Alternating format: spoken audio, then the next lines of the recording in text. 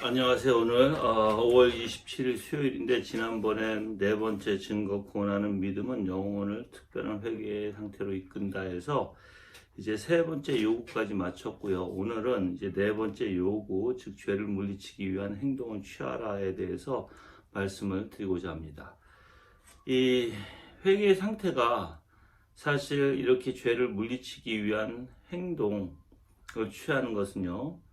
사실 이 육체를 죽이기 위한 때로는 어떠한 금욕적인 실천이 필요하다라는 것이에요. 만약에 여러분들이 카톨릭이 원하는 또는 말하고 있는 그러한 금욕주의식은 우리가 반대합니다. 즉 어떠한 육체를 해롭게 해서 자신들이 어떠한 회개를 요구하는 그런 원리는 굉장히 우리가 반대하지만 그런데 많은 사람들은 그런 일들을 실행하죠. 그래서 많은 사람들은 자기 어떤 금욕주의 속에서 빠져서 위선적으로 사는 사람들이 많아요. 이런 사람들은 사실 극단적으로 치우쳤다라고 이제 존 오웬은 표현합니다. 그래서 이제 로마 카톨릭은 금욕이 이제 회개에 필요한 조건이라고 달고 있고요. 그리고 성경의 규칙에서 사실 이탈한 신념을 처음부터 주장했다고 존 오웬은 비판합니다. 그들은 사실 금욕이 이러한 본질을 잘못 생각해서 이제 요구하고 있다라고 얘기하는데, 그래서 바울이 사실 디모데전서 4장 1절에서 3절의 말씀을 가지고 말한 것을 존 오웬은 이것을 이제 카톨릭의 위선적인 배교 행위에 대해서 지적하고 있는 것입니다. 디모데전서 4장 1절 3절 읽어드리면, 성령께서 밝히 말씀하시기를 후일에 어떤 이들이 믿음에서 떠나 속이는 영들과 악령들의 가르침을 따를 것이다 라고 하시니, 그러한 가르침은 자기 양심의 화인이 찍힌 거짓말쟁이들의 속임수에서 나오는 것이다. 그들은 결혼을 금하고 식물을 멀리하라고 할 것이나, 식물은 하나님께서 믿는 자들과 진리를 아는 자들이 감사함으로 받도록 지으신 것이다 라고 얘기하죠. 그래서 지금 사실 어떻게 보면 이 금욕주의자들이 너무나 잘못된, 그것은 이제 귀신의 가르침이라고 이제 사실 디모데전서 4장에서는 얘기하죠. 4장 1절에서는 또한 이제 독신, 즉 결혼을 하지 말라라고도 얘기하죠. 그것은 이제 3절에 나오죠. 디모데전서 4장 3절에, 디모데전서 4장 3절에. 그래서 사실 이것은 하나님께서 결혼을 제정하셨음에도 불구하고 결혼 제도를 거부하는 것을 금욕에 포함시킵니다. 그래서 이러한 다양한 규칙과 법칙을 정해놓고 이제 육식을 또한 절제시킴으로써 거룩한 척하는 것이죠. 누더기 옷을 입거나 금식을 하거나 고행을 하거나, 이러한 다양한 금욕주의적인 사고의 원리는 당연히 존 오웬이 반대하는 것이고, 존 오웬은 절대적으로 그걸 통해서 회개를 이룰 수 없다라고 얘기합니다. 근데 오래전서부터 많은 사람들이 이러한 금욕주의적인 사고를 가지고 있었고, 또한 그들의 위선적인 모습이 너무나 많이 드러났죠. 그렇지만 이런 위선적인 그들의 모습은 유익하지가 못했습니다. 오히려 그들에게 굉장히 신앙적으로나 또한 우리 기독교 안에서 굉장히 잘못된 것을 많이 또한 그들이 이제 표현했고 또한 따르게 했습니다. 근데 이러한 위선의 무익함을 우리는 인식해야 됩니다. 그래서 우리는 극단적으로 치우치지 말아야 되는데, 또 반대로 치우치는 경향이 있죠. 금욕주의가 아니면 반대로 치우치는 경향은 반율법주의 사상과 비슷한 거예요. 바로 자유적인 사상인데, 즉 육체적인 욕구를 충족시키는 것은 자유롭다라고 생각하는 거예요. 그래서 자기네들이 이 세상에서 마음대로 살아도 되고, 자기네들이 이제 죽으면 그만이라는 사고를 가지고 이제 살아가는 거예요. 어떻게 보면은 사람들은 자기의 욕구를 채우기 위해서 여러 가지의 변명과 여러 가지의 이유를 댑니다. 그렇죠? 그렇지만 우리가 실제로 이렇게 우리 하나님께서 주신 육체를 자유롭게 사용하지만 죄가 되지 말아야 되고, 또한 우리가 금욕을 해야 되지만 금욕주의 같이 어떤 규칙과 또 이제 카톨릭이 말하는 법칙을 향해서 회개 아무런 상관이 없는 그러한 원리를 그들은 취함으로써 위선자가 되어버리는 그런 일들은 취하지 말아야 되겠죠. 그래서 사실 우리는 경건한 슬픔 안에는요, 이 죄를 올바로 깨닫고 절실한 슬픔이 있어요. 그래서 사실 우리가 이 슬픔 가운데 정말 하나님의 은혜 가운데 이 세상에서 하나님께서 주어진 것들을 자유롭게 활용을 할 수 있습니다. 그렇지만 만약에 사람들이 어, 자기네 자신의 어떤 쾌락 또는 자기 자신을 방임하면서 이 세상에 자기 자신을 그냥 노출시키고 자기 자신의 멋대로 살면서 그것을 하나님께서 주신 자유라고 표현하는 것은 너무나 잘못된 것이죠. 그래서 사실 예수님께서는 누가복음 21장 34절 36절에서 이제 이런 것들을 경계하라고 명령하십니다. 제가 읽어드릴게요. 누가복음 21장에 보면 21장 34절에서 36절에 보면 34절에 36절 보면 너희 마음이 방탕과 술 취함과 생활의 염려들로 짓눌리지 않고 그날이 너희에게 덕과 같이 뜻밖에 임하지 않도록 스스로 조심하여라. 그날이 온 땅 위에 사는 모든 이들에게 임할 것이기 때문이다. 너희가 앞으로 일어날 이 모든 것들을 피하고 인자 앞에 서도록 기도하며 항상 깨어 있어라 이렇게 얘기합니다.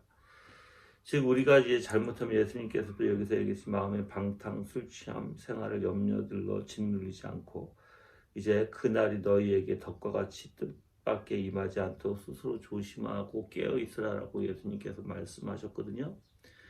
우리가 이제 사실 이러한 회개 상태를 유지하려면 육신의 욕망을 만족시키는 것을 금해야 돼요. 금욕주의 같은 원리가 아니죠. 자, 그럼 우리가 좀 이걸 좀 살펴볼게요. 만약에 여러분이 회개의 상태를 유지하려면 어떻게 해야 될까?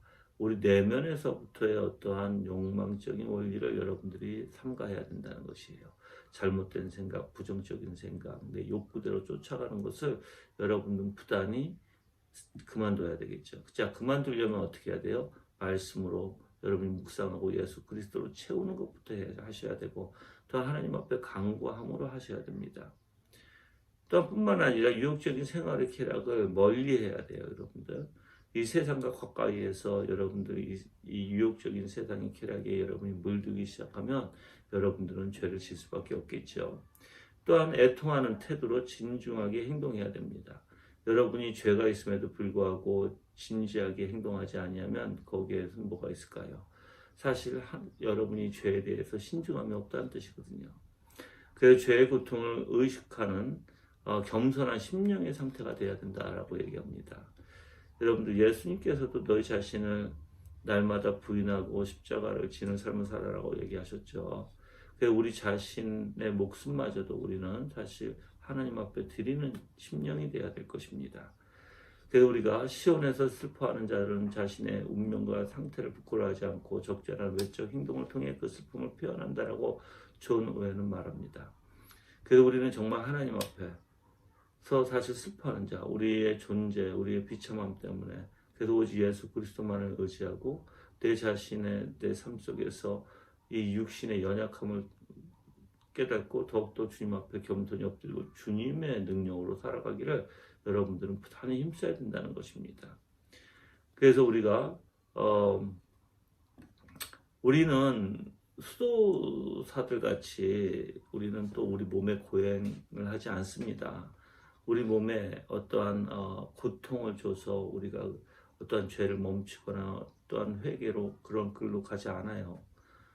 우리는 사실 이제 존오웬은 그런 사람들을 통해서 이제 극단적인 말 또는 야만적인 행동 이렇게 표현하거든요. 그런 것을 하지 않는다라고 얘기합니다. 그래서 여러분들이 사실 우리가 해야 되는 건 겸손히 통회하는 마음이에요. 말씀을 통해서 내 죄를 깨닫고 진정으로 우리가 세상 것에 우리가 욕심이 될 것은 내가 내 내면에서부터 시작해서 거부해야 되고 또 거부하려면 여러분들이 부단히 주님을 찾아야 되고 부단히 말씀으로 가야 되고 은혜의 수단 안에서 해야 되는 것이에요. 그것만이 여러분들이 정말 주님을 바라보고 주님 앞에 나갈 수 있는 것이지 어떤 고행을 통해서라든지 여러분들이 금식도 또한 잘못된 금식이 있죠. 그래서 우리가 때로는 그런 것들을 금식이라고도 얘기하죠. 잘못된 금식은 자기의 유익을 위해서예요. 즉 예를 들어서 하나님의 영광을 위해서 금식해야 되고 예수 그리스도의 형상을 위해서 금식해야 되고 내가 예수 그리스도를 더욱더 깨닫고 더욱더 부단히 내 자신을 치기 위해서 금식하는 건 좋아요.